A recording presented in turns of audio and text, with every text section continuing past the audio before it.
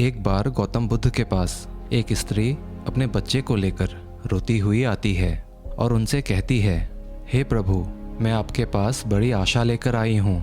मैं जानती हूँ कि आपके लिए सब कुछ संभव है और आप परम ज्ञानी हैं। इसीलिए कृपया मेरे मृत बच्चे को जीवित कर दीजिए। मैं आपका यह उपकार कभी नहीं भूलूंगी। उस स्त्री को बुद्ध के पास उन लोगों ने भेजा था जो लोग बुद्ध से ईर्ष्या करते थे। उनका उद्देश्य था कि बुद्ध सभी की नज़रों में गिर जाए। उस स्त्री के पुत्र की मृत्यु वास्तव में हुई थी, परंतु वह नहीं जानती थी कि उसका और उसके मृत पुत्र का इस्तेमाल बुद्ध को नीचा दिखाने के लिए किया जा रहा है। उसे तो बस ये बताया गया था कि बुद्ध सच में उसके पुत्र को जीवित कर सकते हैं। वो स्त्री बुद्ध से कहती है, कहिए ना प्रभु, आप मेरे पुत्र को जीवित कर देंगे ना? वहाँ उपस्थित सभी लोग बुद्ध के उत्तर का इंतज़ार कर रहे थे। बुद्ध कहते हैं, हाँ, मैं तुम्हारे पुत्र को जीवित कर सकता हूँ। बुद्ध की ये बात सुन वहाँ उपस्थित सभी लोग बहुत चौंकते हैं और वह स्त्री बहुत प्रसन्न होती है। फिर बुद्ध कहते हैं, परंतु तुम्हें एक कार्य करना होगा। वह स्त्री पूछती है, क्या कार्य करना होगा मुझे प्रभु?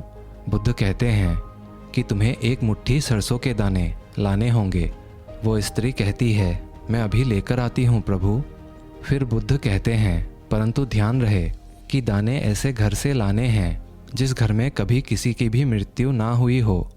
वह स्त्री उसी क्षण सरसों के दाने लेने के लिए अपने गांव में चली जाती है। वहां अपने गांव के हर घर में जाकर पूछती है। उसे सरसों के दाने तो हर घर में मिलते हैं, परंतु उसे ऐसा कोई घर नहीं मिलता जिस घर में आज तक किसी की भी मृत्यु ना हुई हो। गांव के हर एक घर में पूछने के बाद वो स्त्री समझ जाती है कि मृत्यु जीवन का एक ऐसा सत्य है जिसे कोई बदल नहीं सकता।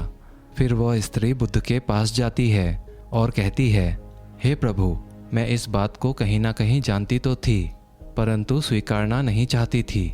आपने बिना कुछ कहे ही मुझे इस सत्य से अवगत करा दिया। वह स्त्री अब समझ चुकी थी कि उसका मृत पुत्र अब वापस नहीं आ सकता। बुद्ध उस स्त्री को बड़े ही ध्यान से देखते हैं। वो अंदर से बहुत दुखी थी। आगे बुद्ध कहते हैं, जो जन्मा है उसकी मृत्यु निश्चित है और यही प्रकृति का नियम है। चाहे कोई व्यक्ति कितना ही सुंदर क्यों ना हो, या कुरूप हो, या बूढ़ा हो, या जवान हो, लेकिन फिर भी मृत्यु सभी को आनी है।